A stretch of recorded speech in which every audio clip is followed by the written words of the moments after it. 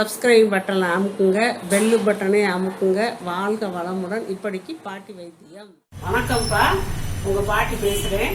இப்போ நான் வெந்தயத்தில் இட்லி செய்கிறது எப்படி அப்படிங்கிறத காட்ட போகிறேன். நிறையா பேர் என்கிட்ட கேட்குறாங்க. அடுத்து வெயில் காலம் வரதுல மக்கள் உஷாராக கேட்குறாங்க. நான் இந்த போட்டு காட்டுறேன்ப்பா.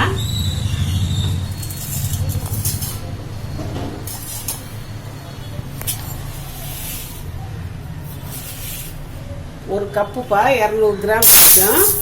2 கப்பு போட்டுக்கிறேன். இட்லி அரிசி பாரு, இட்லி அரிசி 2 கப்பு 400 கிராம் போட்டிருக்கேன். இதுக்கு ஒரு கப்புக்கு 1 ஸ்பூன் வெந்தயம், 2 கப்புங்கிறதுனால 2 ஸ்பூன் வெந்தயம் போட்டாச்சு. இப்போ இதில் வெந்தயம் இப்போ இன்னைக்கு நைட்டு நேரம் நான் வெந்தயத்தில் இப்போ தண்ணியை ஊற்றி ஊற வச்சிருக்கேன்ப்பா. இதை கழுவிட்டு தான் வைக்கணும். அந்த தண்ணியை நம்ம கீழே ஊற்றக்கூடாது. வெந்தயத்தை தண்ணியை ஊற்றி கழுவியாச்சுப்பா. இப்போ இதை நம்ம ஊற வச்சிடலாம். ஊற வச்சுட்டு இந்த ஊறின தண்ணியோடு தான் நம்ம நாளைக்கு ஆட்ட போகிறோம். வேறு உளுந்து கிளுந்து எதுவும் போட போகிறதில்ல. வெந்தய இட்லி இதில் நாளைக்கு காலையில் ஊற வச்சு 2 மணி நேரம் ஊற வச்சு அரிசியில் நம்ம நாளைக்கு நான் அரைச்சி காட்டுறேன். இது இப்போ இருந்தே ஊற தான் நல்லது. அது நார்ச்சத்து உள்ளது, நல்லா தண்ணி குடிக்கும். நார்ச்சத்து உள்ளது, உடம்பு குளிர்ச்சியை தரக்கூடியது. அதனால நான் இப்பயே ஊற போட்டேன். ஊறத்தே அது பொதுன்னு வரும். அதனால் ஊற போட்டேன். இது நாளைக்கு காலையில் ஊற போட்டு ஆட்டி நாளைக்கு நைட்டு நான் உங்களுக்கு சுட்டு காட்டுறேன் இட்லி. வெந்தயம்ப்பா நேற்று ஊற வச்சது. கலர் பார்த்தீங்களா, மஞ்சள் கலரில். அந்த தண்ணியை நம்ம கீழே ஊற்றக்கூடாது. தண்ணியில் தான் சத்தெல்லாம் இறங்கியிருக்கும். நம்ம வேஸ்ட் பண்ணக்கூடாது. இந்த இதை பாருங்க, ஒட்டிய பூரம் ஒட்டி இருக்கு. அப்படி நல்லா ஊறி இருக்கு. இதை நம்ம மிக்சியில் போட்டு அரைச்சிடுவோம்.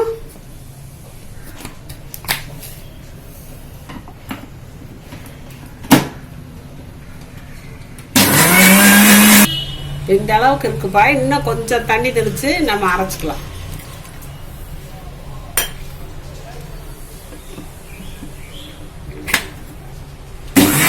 இந்த பதத்துக்கு வந்துருக்குப்பா. நல்லா தான் நைஸாக இருக்குது. இருந்தாலும் இன்னும் கொஞ்சம் தண்ணியை லேசாக ஊற்றி அது நல்லா ஒரு இது இல்லாமல் இருக்கணும். பிசுறு இல்லாமல் குருணை இல்லாமல் வரணும்.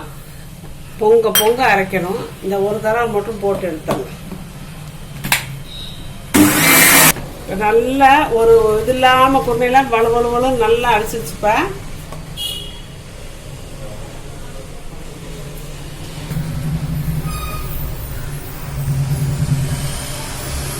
எவ்வளோ பொங்கி வந்திருக்கு பாருங்க. 2 ஸ்பூன் தான் போட்டேன். நல்லா உளுந்த மாவு மாதிரி நம்மளுக்கு பொங்கி வந்திருக்கு. ஏன்னா இதில் நிறைய நார்ச்சத்து இருக்கு இல்லையா, அது அப்படியே ஊறி பொங்கி வரும். கூட வந்துருக்குப்பா. நம்ம அரிசியை போட்டுக்கலாம். போட்டு அரைச்சி ஊற்றிட வேண்டியது. இந்த அரிசியிலே நம்ம இந்த மாவுக்கு தேவையான அளவு உப்பு போட்டு அரைச்சிடலாம்ப்பா. தண்ணி இருக்கு, இன்னும் கொஞ்சம் ஊற்றிக்கலாம்.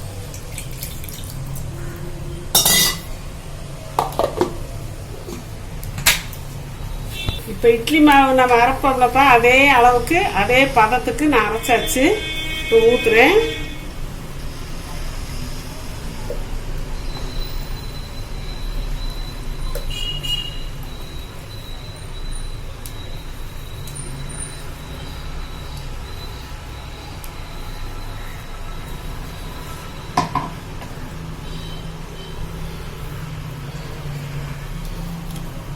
இப்போ கலக்கி வச்சிடணும்ப்பா. நல்லா கலக்கிடணும். 2 ஒன்று போல் கையில் தான் கிண்டணும். ஏன்னா கையில் கிண்டாதான் அது நல்ல பாக்டீரியாலாம் உருவாகி அப்படியே மாவு நொதிச்சு பொங்கி வரும்.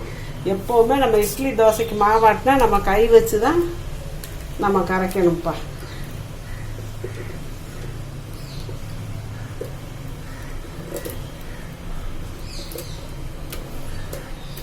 இது கூட பெரிய பாத்திரமா இருக்குன்னு நினைக்கிறேன். இந்த பாத்திரத்தில் ஊற்றி வச்சு பார்ப்போமா.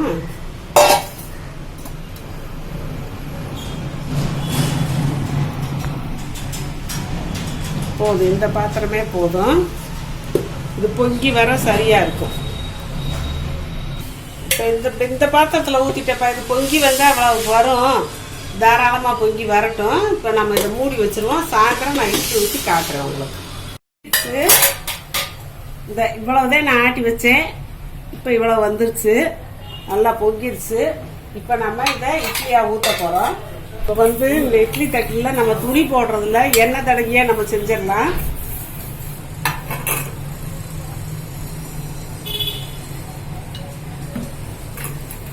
நல்லெண்ணெய் தான்ப்பா தடவணும்.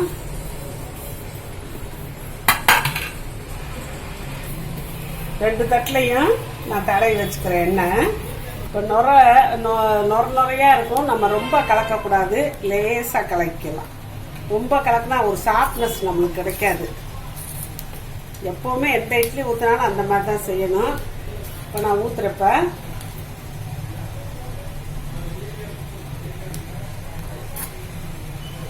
ரெண்டு தட்டில் ஊற்றி வச்சாச்சுப்பா.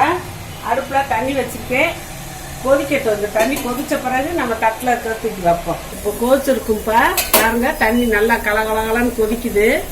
கொதிக்கும் போது தான் நம்ம வைக்கணும். அப்போதான் இட்லி நல்லா இருக்கும், சாஃப்டா இருக்கும். இப்போ இந்த தட்டுக்கு இந்த தட்டுக்கு இடையில இப்படி வைக்கணும், இப்படி மாறி வைக்கணும். இல்லாட்டி வேர்வை தண்ணியெல்லாம் வடிஞ்சிரும். இப்போ நம்ம மூடி வச்சிருவோம், வேகட்டும். குபு குபுன்னு ஆய் வெந்துருச்சுப்பா. வெந்துருச்சு, ஆஃப் பண்ணிக்கலாம். இப்போ நம்ம வெந்துருச்சான்னு பார்க்கணும். இப்படி குத்தி பார்த்தோம்னா மாவு ஒட்டாமல் வந்திருக்குல்ல. இப்போ வெந்துருச்சு, நம்ம இறக்கிக்கலாம். இது கொஞ்ச நேரம் ஆறின பிறகு எடுத்தால் நல்லா வரும்ப்பா, இல்லாட்டி ஒட்டிக்கிறோம். ஒரு நிமிஷம் 2 நிமிஷம் ஆறட்டும். நம்ம அதுக்குள்ளே ஒரு தோசை ஊற்றி காட்டுறேன் உங்களுக்கு. லேவும் இப்போ தோசை சட்டி காஞ்சிருச்சு. இந்த வெங்காயத்தை வச்சு தடவுனா இந்த இரும்பு சட்டியிலலாம் நல்லா அச்சாச்சா வரும்ப்பா. நான்ஸ்டிக்கெல்லாம் யூஸ் பண்ணக்கூடாதுப்பா, இரும்பு சட்டி தான் யூஸ் பண்ணணும். அப்பதான் நம்மளுக்கு இரும்பு சத்தே கிடைக்கும்.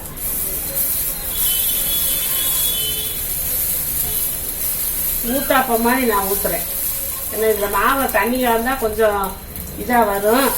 இது வந்து நான் கெட்டி மாவா இருக்கனால ஊத்தாப்பம் மாதிரி நான் ஊற்றி காட்டுறேன். எண்ணெய் ஊற்றியாச்சுப்பா. பாருங்க, எடுக்கும் போது அப்படியே செண்டு மாதிரி வருதுப்பா, சூப்பரா வருது. வெந்துருச்சுப்பா, இதை எடுத்துடலாம்.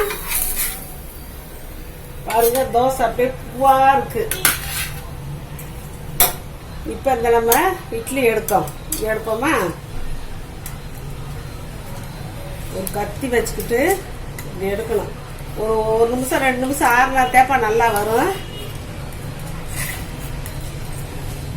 இந்த பாருங்க, அப்படியே பூவா இருக்குப்பா.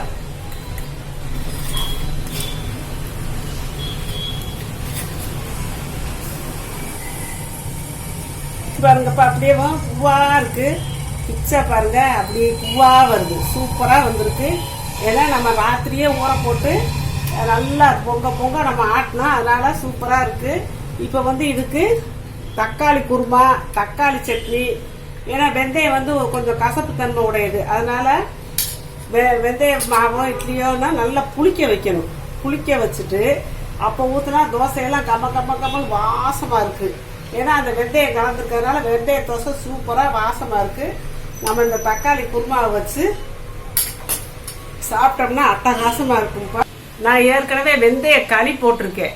வெந்தய களி உடம்பு சூட்டா அப்படியே இறக்கும். அதுக்கு ரொம்ப வரவேற்புப்பா, சூப்பரா அது போச்சு, நல்ல வரவேற்பு. ஆளுகள்லாம் ரொம்ப சந்தோஷப்பட்டாங்க. நான் செஞ்சு காட்டினதை காட்டி எங்க வீட்டுல செஞ்சு பார்த்தோம், நல்லா இருக்குது அப்படின்னு சொல்லி சொன்னாங்க. இப்ப இட்லி போட்டிருக்கேன்.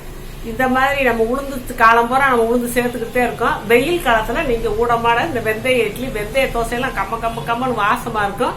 நீங்க வெந்தயம் நல்லா புளிக்க வச்சு அதுல 2 வெங்காயத்தையும் போட்டு நீங்க தோசை சுட்டு பாருங்க, விட மாட்டேங்க. அப்புறம் உங்க வீட்டுல உளுந்தே தேவைப்படாது, அந்த மாதிரி ஆயிரும். உளுந்து சத்து தான், அதுக்காக நான் இல்லைன்னு சொல்ல.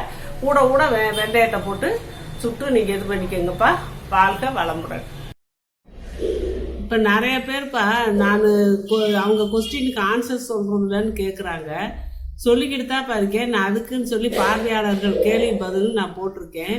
அதை பார்த்துக்கோங்கப்பா. அதை பார்த்தீங்கன்னா உங்களுக்கு தெரியும். நான் வரிசையாக கேள்வி பதில் போட்டுக்கிட்டே இருக்கேன். அதில் போட்டு பார்த்தீங்கன்னா நீங்கள் கேட்ட கேள்விக்கெல்லாம் நான் பதில் சொல்லிடுறேன்ப்பா. அதை கட்டாயம் நீங்கள் பார்த்து தெரிஞ்சுக்கோங்க.